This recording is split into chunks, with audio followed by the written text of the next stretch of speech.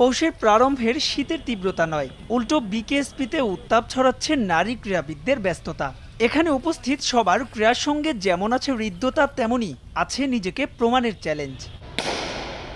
করোনাকালে নিয়ম মেনেই মাঠে নেই খেলা, তবে পাইপলাইনে যাতে সংকট না হয় প্রমিলা অ্যাথলিটদের, তাই তো এমন আয়োজন, যার শুরুটা 5 ডিসেম্বর চট্টগ্রাম থেকে, ঢাকায় হলো সমাপনী।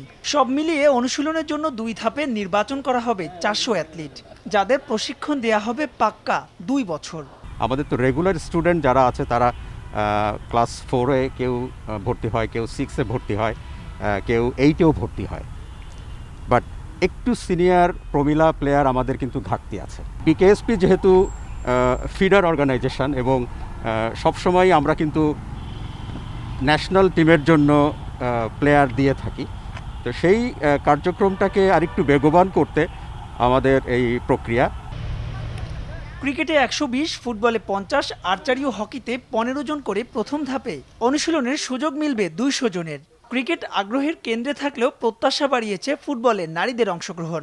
এক্সপেক্টেড যেটা ছিল সেটা ওভারঅল বলতে গেলে ওইভাবে সারাটা পাইনি আমরা। যে ক্রিকেটের অ্যাটেন্ডেন্সটা হওয়ার কথা ছিল বেশি, সেই তুলনায় কিছুটা কম। একসময় যখন বড়াপুরা খেলতো তখন মাঠে দর্শক হিসেবে আমি ছিলাম, তখন একসময় ভাবতাম যে না, আমি একসময় ন্যাশনাল টিমে খেলবো। আমি ছোটবেলা থেকে সব খেলা পারতাম, কিন্তু আমার ফুটবল খেলা, আমার ভাই আর আমার আপুরা সবাই এই খেলাটা দেখে আমাকে বেশি আগ্রহ উৎসাহ দিত, তাই আমি ফুটবল খেলা দিতে আসছি। ফুটবল আমার লাইফ বলতে পারি, আমি অনেক ভালোবাসি ফুটবলকে। আমার অনেক স্বপ্ন যে আমি বিকেএসপিতে চান্স পেয়ে এখানে ভর্তি হব। ছোটবেলা থেকে ড্রিম ছিল যে ক্রিকেটটা খেলবো, বাবার ইচ্ছা ছিল ক্রিকেটার হবে। ইচ্ছা আছে চান্স পাওয়ার, আর দেখি না আল্লাহ কি করে। আপাতত 4টি ক্যাটাগরিতে অ্যাথলিট বাছাই করা হলেও পরিস্থিতির বিবেচনায় আগামী বছর এই পরিসর আরও বাড়ানোর পরিকল্পনা বিকেএসপি কর্তৃপক্ষের।